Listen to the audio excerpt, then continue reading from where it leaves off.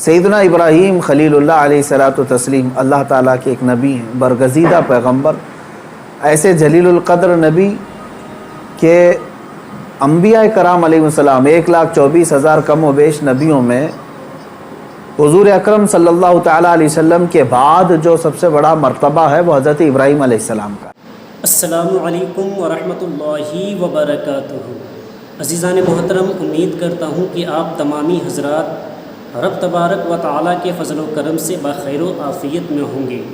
اللہ تبارک و تعالیٰ ہم سب کو اپنے حفظ و امان میں رکھے۔ دوستو، بقرعید سے پہلے، قربانی سے پہلے، عید الاضحیٰ سے پہلے مفتی سلمان اظہری صاحب کے اس بیان کو لازمی سنیں۔ دوستو، بہت ہی خوبصورت بیان ہے، قرآن و حدیث کی روشنی میں مفتی سلمان اظہری صاحب بتا رہے ہیں۔ آپ تمامی حضرات سے گزارش ہے کہ ویڈیو کو مکمل دیکھیے گا، الحمدللہ سن کر دل کو کافی سکون ملے گا۔ حج مبارک بہت ساری یادوں کا ایک مجموعہ ہے اور امت کو یہ یادیں ٹرانسفر کرتے رہنا چاہیے، منتقل کرتے رہنا چاہیے۔ لوگ یہ سمجھتے ہوں گے کہ ہر عید، بقرعید پر، عید الاضحیٰ پر یہی ابراہیم و اسماعیل علیہ السلام کے قصے اور ان کے واقعات کیوں سنائے جاتے ہیں۔ میں کہتا ہوں مسلمانوں پر یہ واقعات سنانا واجب ہے، اخلاقی واجب ہے۔ اس کی وجہ یہی ہے کہ وہ اپنی آنے والی نسلوں کو یہ یادیں تازہ کرتے رہیں اور ان تک یہ تمام روایات اور سنتیں نقل کرتے رہیں۔ ہمارے دین کا سب سے بڑا خاصہ یہی ہے کہ یہ تواتر سے چلا ہے۔ ہمارا دین جو ہے سینہ بسینہ اور سلسلہ بسلسلہ چلتا ہوا آیا ہے۔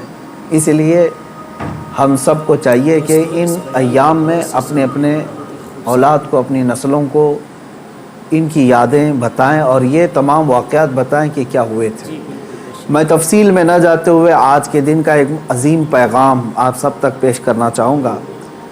بقرعید میں ویسے تو تفصیلی جو واقعہ ہے وہ یوں ہے، اس کا میں اجمال بتا کر کے اپنا میسج دینا چاہتا ہوں۔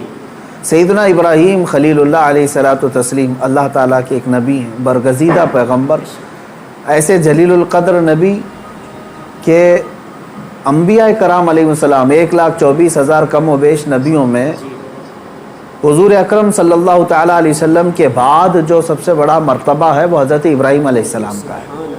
حضور صلی اللہ علیہ وسلم کے بعد جو سب سے بڑا مقام ہے وہ حضرت ابراہیم علیہ السلام کا۔ سیدنا ابراہیم علیہ الصلوۃ والتسلیم کی اولاد نہیں تھی۔ آپ نے تقریباً 90 سال عمر پائی اس وقت تک، بلکہ آپ کی عمر اس سے بھی زیادہ ہوئی۔ جب آپ کی عمر پاک 90 سال تک ہوئی تب تک کوئی اولاد نہیں تھی۔ آپ کی زوجہ ایک حضرت سارہ ہیں اور دوسری حضرت ہاجرہ ہیں۔ پھر روایات یہ بتاتی ہیں کہ 100 سال کی عمر ہو گئی لیکن حضرت ابراہیم علیہ السلام نے دعا کرنا نہیں چھوڑا۔ یہاں سے یہ پتہ چلتا ہے کہ بندہ مایوس نہ ہو۔ ویسے تو 70 سال 80 سال مرد کے ہو جائیں تو وہ اپنی اولاد ہونے سے مایوس ہو جاتا ہے کہ اب میری عمر نہیں رہ گئی، لیکن وہ خلاق کائنات جسے چاہے عطا کرے۔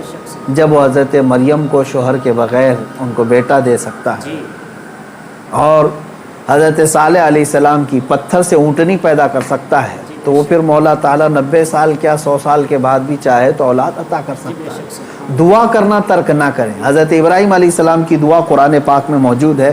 آپ یہی دعا کرتے تھے، رب ھب لی من الصالحین، اے اللہ مجھے صالح اولاد عطا فرما، صالحین میں سے مجھے نسل عطا فرما۔ حضرت ابراہیم علیہ الصلوۃ والتسلیم کی اس دعا کو قرآن پاک میں بھی آپ تلاوت میں پائیں گے۔ حضرت ابراہیم علیہ الصلوۃ والتسلیم کی اس دعا کو اللہ تبارک و تعالیٰ نے قبول فرمایا اور پھر اللہ تعالیٰ نے ارشاد فرمایا کہ ہم تمہیں ایک بیٹا عطا کرتے ہیں۔ وہ کیسے معاملات ہوئے یہ بھی دیکھیے۔ حضرت ہاجرہ حضرت ابراہیم علیہ السلام کی اہلیہ، وہ گھر میں موجود ہیں، کچھ فرشتے آئے اور فرشتوں نے آ کر کے بشارت دی کہ اللہ تبارک و تعالیٰ تمہیں بیٹے سے نوازنے والا ہے۔ تو وہ کہنے لگی کہ میں اتنی بوڑھی ہو گئی ہوں، ان کی خود کی عمر 90 سال کے اوپر کی تھی، کہا اتنی بوڑھی ہو گئی ہوں، کیا مجھے بچہ ہو سکتا ہے؟ فرشتوں نے کہا ہاں اللہ تبارک و تعالیٰ جو غالب حکمت والا ہے وہ چاہے تو ہو سکتا ہے۔ تو پھر اللہ تبارک و تعالیٰ نے یہ بشارت دی اور بڑھاپے میں حضرت ابراہیم علیہ السلام کو بیٹے کی بشارت سے نوازا، اور اس کے بعد حضرت اسماعیل علیہ السلام کی ولادت ہوئی۔ چند دنوں کے بعد، چند سالوں کے بعد حضرت سارہ سے حضور حضرت ابراہیم علیہ السلام کو دوسرے بیٹے بھی ہوئے، حضرت اسحاق علیہ السلام، یعنی اسی عمر میں۔ اور یہ وہ لوگ ہیں، یہ دو بیٹے ایسی عمر میں ہوئے۔ اب یہاں بتاتا ہوں میں آپ کو صبر کا اور استقامت کا پھل کتنا عظیم ہوتا ہے۔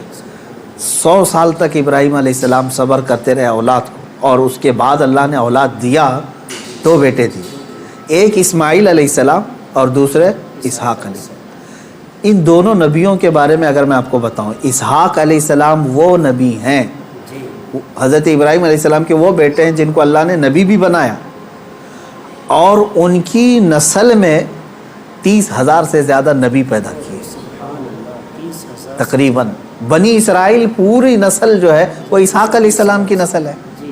اسحاق علیہ السلام کے بیٹے یعقوب علیہ السلام، یعقوب علیہ السلام کے بیٹے یوسف علیہ السلام، یہاں سے پوری بنی اسرائیل چلی، اس میں ہزاروں نبی آئے۔ ابراہیم علیہ السلام کو ایک بیٹے اسحاق علیہ السلام کی نسل میں سارے نبی عطا کیے، اور دوسرا بیٹا جو اسماعیل علیہ السلام عطا کیے، ان کی نسل میں تو سید الانبیاء حضور صلی اللہ علیہ وسلم آتا ہے، محمد رسول اللہ صلی اللہ علیہ وسلم علیہ افضل التحیت و اکمل التسلیمات۔ تو یہ حضرت ابراہیم علیہ السلام کی دعا کا نتیجہ تھا، اور صبر اور استقامت کا۔ آج جو مجھے پیغام دینا تھا وہ یہی ہے، میں نے آیت کریمہ بھی خطبے میں یہی پڑھی۔ بے شک وہ لوگ جنہوں نے یہ کہا اللہ ہمارا رب ہے، ان الذین قالوا ربنا اللہ، بے شک وہ لوگ جنہوں نے کہا اللہ ہمارا رب ہے، ثم استقاموا، پھر اس پر جم گئے، یہ ہے استقامت۔ استقامت کہتے ہیں ڈٹے رہنا، جمے رہنا۔ اب اس کے متعلق جو قرآن کہتا ہے تتنزل علیہم الملائکہ، ان پر اللہ تعالیٰ فرشتے اتارتا ہے۔ کیا کہتے ہوئے آتے ہیں فرشتے؟ اللہ تخافوا ولا تحزنوا، گھبراؤ مت، ڈرو مت، ہم تمہیں وہ بشارت دینے آئے ہیں جس جنت کا اللہ نے تم سے وعدہ کیا ہے۔ تھوڑے دن اور باقی رہو، تھوڑے دن اور جمے رہو، اور ڈٹے رہو۔ یہ استقامت کرتا ہے بندہ، استقامت پر فائز ہوتا ہے تو فرشتے اس کی مدد کے لیے اترتے ہیں۔ ہاں اتنا ہے کہ ہلا دیے جائیں گے، تمہاری خواہشات کے خلاف معاملات آئیں گے، تمہارے نفس کے خلاف معاملات آئیں گے، اسی پر جمے رہنے کا نام استقامت ہے۔ اور استقامت کا معنی اتنا عظیم ہے کہ صوفیہ اکرام نے کیا فرمایا معلوم ہے؟ الاستقامت فوق الکرامت، عربی میں فرمایا استقامت جو ہے یہ کرامت سے بھی بڑھ کر کے ہے۔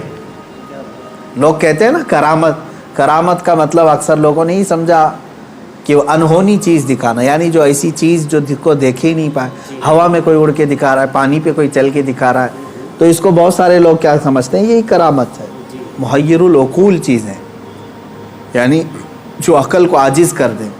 اور فرمایا گیا ان کرامتوں سے سب سے بڑھ کر کے استقامت ہے، یعنی شریعت پر جمے رہنا، ڈٹے رہنا۔ میں اس پر آتا ہوں، حضرت ابراہیم علیہ السلام کے اس واقعے کو میں مختصر کرتا ہوں۔ بیٹا ہوا، 100 سال تک صبر کرنے کے بعد پھر اللہ تبارک و تعالیٰ نے امتحانات ایسے لیے کہ ابراہیم علیہ السلام کو ترک وطن کرنا پڑا ہے، یعنی آپ کا ایک شہر جو ہے بابل تھا، عراق۔ واقعہ تفصیل سے آپ کو پھر کبھی، وہاں آپ کو ہجرت کرنا پڑا، وہاں سے وطن چھوڑ دیا آپ نے، آپ کو جان کی بازی بھی لگانی پڑی، آگ میں آپ کو ڈالا گیا ہے، جان کے ساتھ بھی آپ کا امتحان ہوا، اس میں بھی آپ استقامت پر تھے۔ جب آپ کو نمرود آگ میں پھینک رہا تھا، جبرائیل علیہ السلام آئے اس وقت اور پوچھنے لگے الک حاجت یا خلیل اللہ، اے اللہ کے خلیل کوئی حاجت ہو تو بتائیں۔ تو حضرت ابراہیم علیہ السلام آگ میں پھینکے جا رہے ہیں، اس وقت بھی کیا کہتے ہیں؟ ہاں ہے حاجت لیکن اللہ سے، میرا مولا میرے ساتھ ہے۔ یہ استقامت اور توکل کا اعلیٰ درجہ۔ تیسرا جو ہوا آپ کے ساتھ وہ اولاد، اور آپ کو یہ بھی میں بتا دوں کہ اب اولاد دیا اللہ تعالیٰ نے، پھر حکم یہ فرمایا، خواب میں حضرت ابراہیم علیہ السلام کو یہ کہا گیا کہ آپ اپنے بیٹے کی قربانی دیں اللہ کی بارگاہ۔ لیکن ابراہیم علیہ السلام نے خواب میں دیکھا تو اس کے بدلے میں آپ نے جانتے ہیں تقریباً آپ نے 100 اونٹوں کو ذبح کر دیا. جی اونٹ ذبح کیے. شاید اس خواب کی تعبیر یہ ہو. دوسرے دن پھر خواب وہی آیا, پھر آپ نے ذبح کیے. تیسرے دن پھر خواب آیا, تب آپ نے یقین کے ساتھ یہ فرمایا کہ مجھے میرے بیٹے اسماعیل کی ہی قربانی کا حکم دیا جا رہا ہے.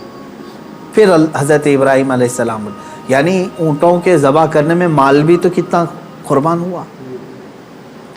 تو اب میں جو بتانا چاہ رہا ہوں اب وہ آخری بات سنیں. اسماعیل علیہ السلام کو بلایا اپنے قریب, جب ابھی حضرت اسماعیل علیہ السلام کی عمر پاک شباب کو نہیں پہنچی تھی, جوانی کے قریب آ رہی تھی. بلا کر کے کہنے لگے کہ انی ارا فی المنام انی اذبحک, اے اسماعیل میں نے خواب میں دیکھا ہے اور اللہ کا حکم یہ پایا ہے کہ میں تمہیں ذبح کر رہا ہوں, تم کیا کہتے ہو؟ حضرت اسماعیل علیہ السلام نے کیا کہا؟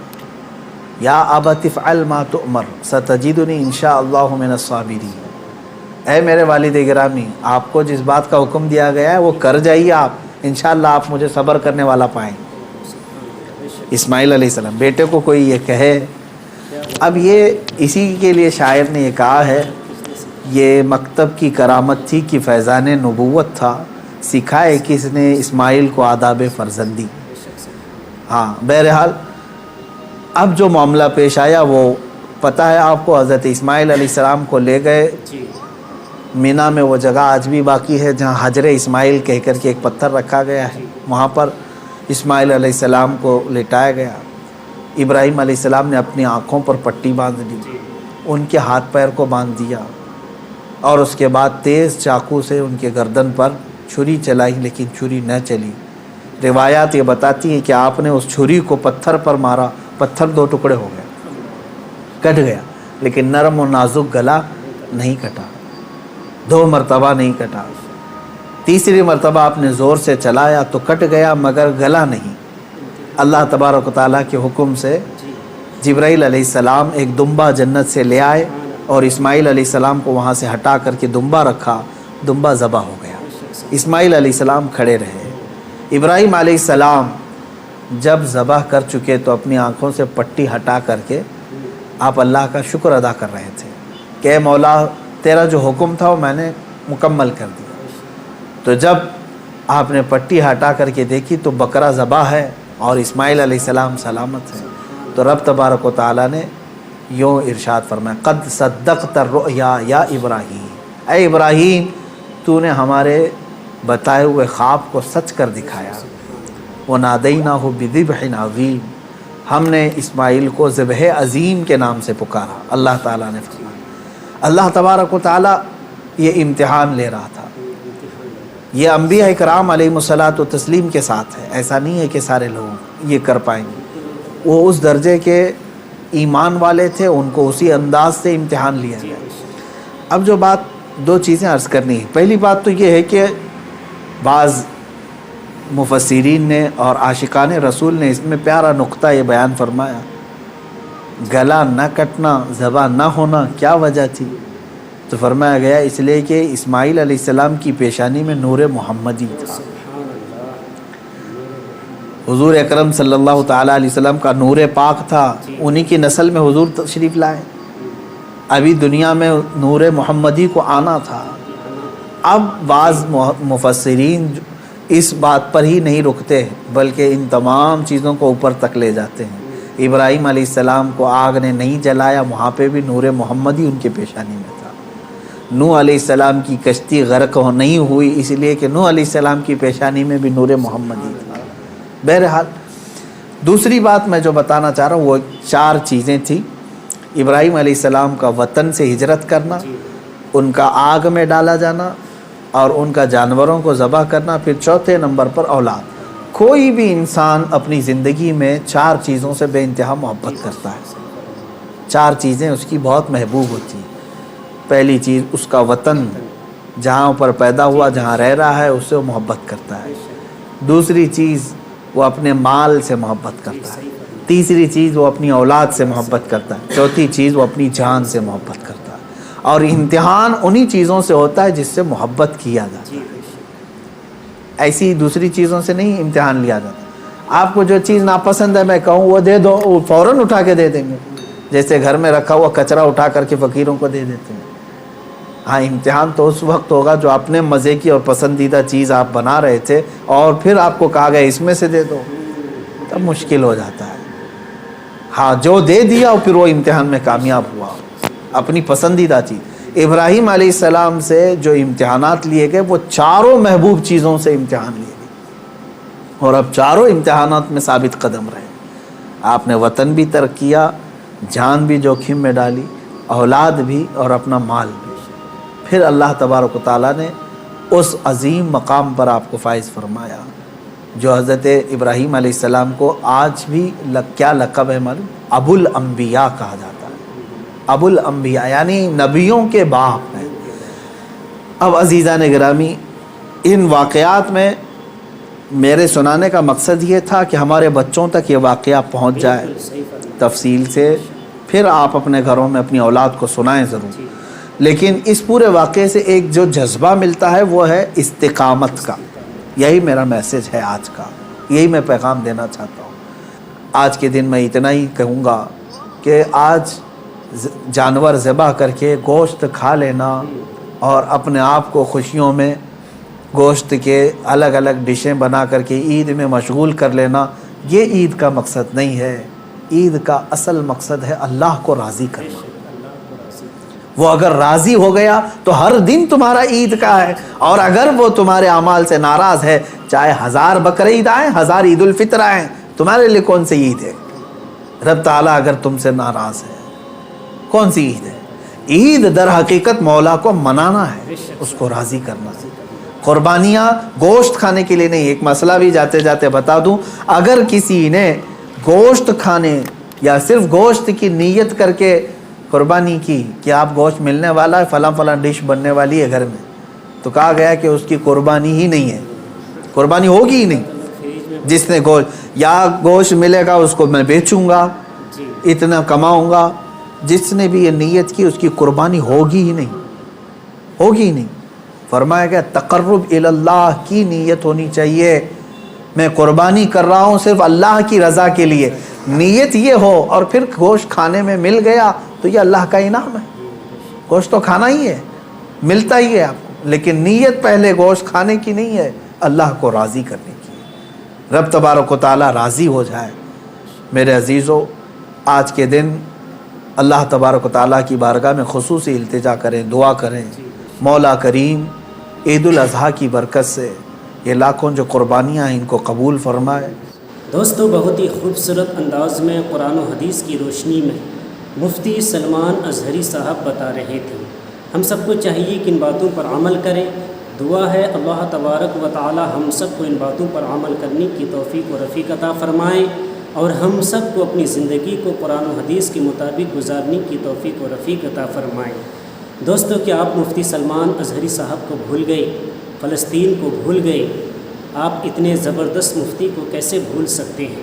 دوستو، اپنی دعاؤں میں مفتی سلمان اظہری صاحب کو یاد کیجئے، دعا کیجئے اللہ تبارک و تعالی جلد سے جلد مفتی سلمان اظہری صاحب کی رہائی عطا فرمائیں، اور فلسطین کے حق میں بھی دعا کیجئے کہ اللہ تبارک و تعالی وہاں کے مسلمانوں کو محفوظ رکھے۔ دوستو، امید کرتا ہوں کہ آپ سب نے ویڈیو کو پسند کیا ہوگا، تو اس ویڈیو کو زیادہ سے زیادہ ثواب کی نیت سے آگے لوگوں تک پہنچانے کی کوشش کریں۔ ویڈیو کو لائک بھی کر دیجئے، اور آپ ہمارے یوٹیوب چینل کو لازمی سبسکرائب کر لیجئے۔ السلام علیکم ورحمۃ اللہ وبرکاتہ۔